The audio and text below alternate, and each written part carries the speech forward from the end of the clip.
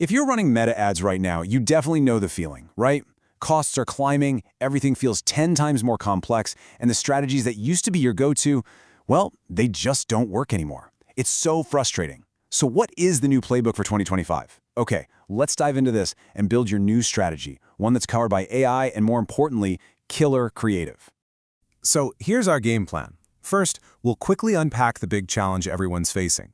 Then, we'll break down the 3 core pillars of this new strategy: teaming up with Meta's AI, mastering creative testing, and finally, learning to actually read the data you're getting. Then, we'll wrap it all up with an action plan you can use literally the second this is over. All right, let's just get right to the heart of it.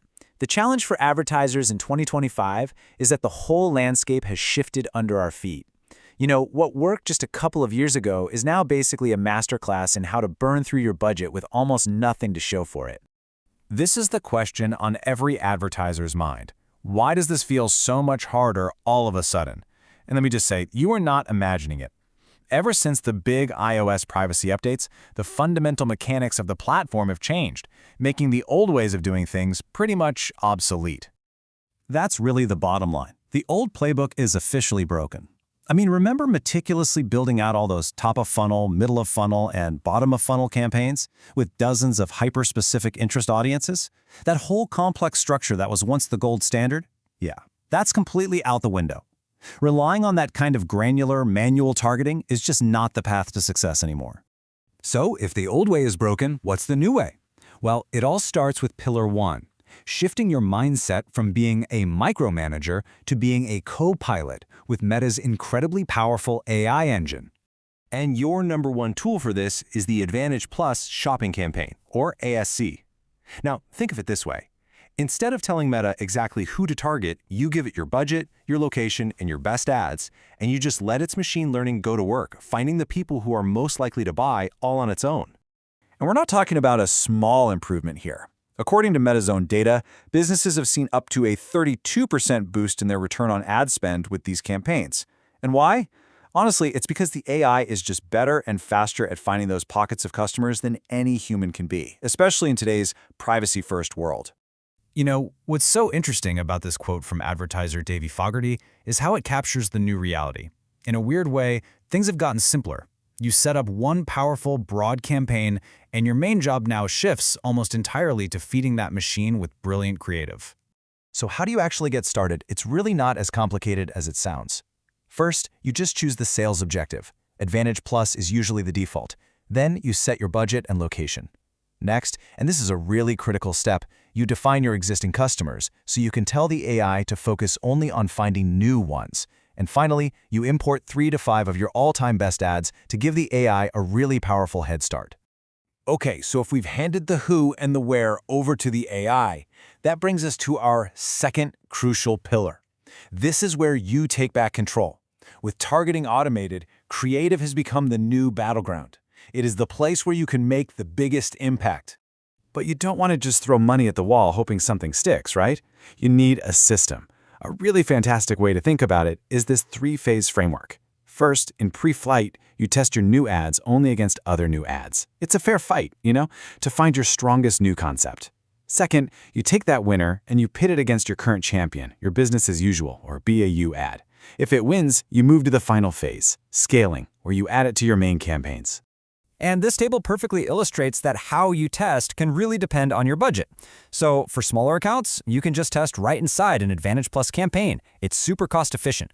For medium accounts, an ad set budget optimization campaign, what we call ABO, gives you a nice balance of speed and cost. And for the really large accounts, using a cost cap setup is going to give you the most accuracy and control when you're testing tons and tons of creative. Okay, so we've handed targeting to the AI, and we're testing creative like a pro. But here's the dangerous part. None of that matters if we can't accurately read the results. And that brings us to our third pillar, really understanding the often confusing world of ad attribution. So what even is an attribution setting? Well, to put it simply, it's the rule that tells Meta how to give credit. It's basically the time frame that Meta uses to connect a conversion, like a purchase, back to someone either seeing or clicking on your ad.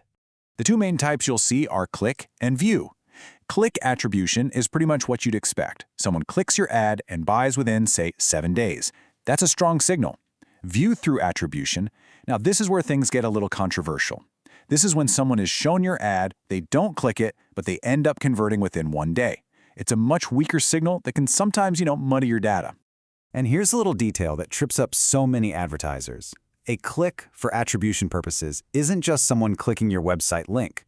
It can be any click on the ad. A click on your page name, the see more text, a like, a share, even just clicking the image itself.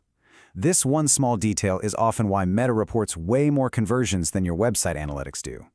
So this leads us to the big debate. Should you even count those view-through conversions?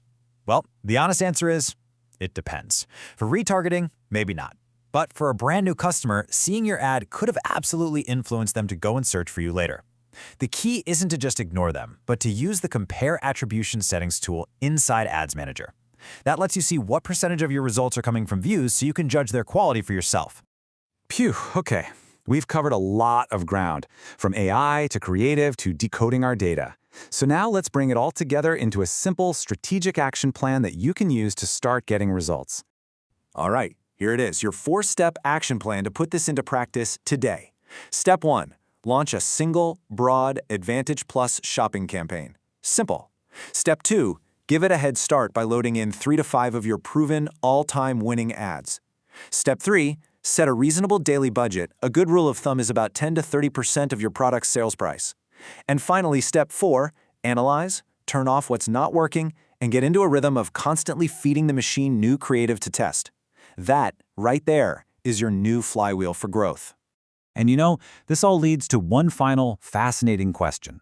If the AI is handling all the complex targeting and real-time bidding, what is the advertiser's real job in 2025?